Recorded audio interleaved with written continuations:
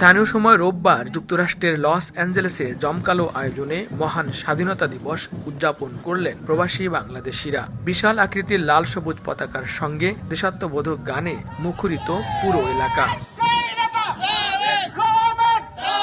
ধর্ম, বর্ণ এমনকি রাজনৈতিক পরিচয় ভুলে বিজয় আর সাম্যের মিছিলে নিজেদের সামিল করেন প্রবাসীরা। যেন দেখে বোঝার উপায় নেই এটি যুক্তরাষ্ট্র নাকি বাংলাদেশের কোনো উৎসব মুখর শহর।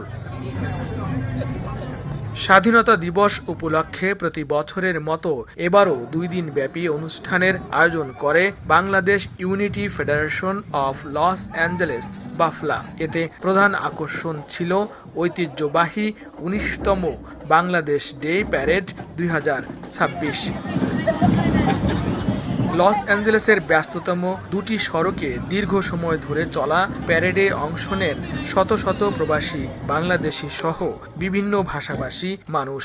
এর আগে শনিবার অনুষ্ঠানের উদ্বোধন করেন বাংলাদেশ কনসুলেটের consul general Muhammad Javed Iqbal. Little Bangladesh এলাকা থেকে শুরু হওয়া এই প্যারেড শেষ হয় ভার্জিল মিডল স্কুল প্রাঙ্গণে। আয়োজনে উপস্থিত ছিলেন মার্কিন কংগ্রেসম্যান মার্ক এলেন টেকানো, কাউন্সিলম্যান হুগো মার্টিনিজ সহ স্থানীয় নেতারা।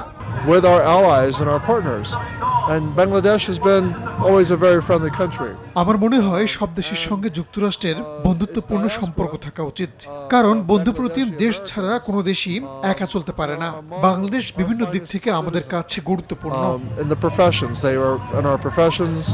পরে সাইন্টোলজি প্রাঙ্গণে অনুষ্ঠিত হয় মেলা, আলোচনা সভা, বাফলা পদক প্রদান ও মনোজ্ঞ সাংস্কৃতিক অনুষ্ঠান। এতে সঙ্গীত পরিবেশন করেন কণ্ঠশিল্পী বিন্দুকণা ও মুজাহিদ আব্দুল্লাহ মুজা সহ স্থানীয় শিল্পীরা। লস অ্যাঞ্জেলেসের ব্যস্ততম এই সড়ক বন্ধ রেখে যুক্তরাষ্ট্রের মাটিতে প্রবাসী বাংলাদেশিদের এজন্য এক মিলন মেলা।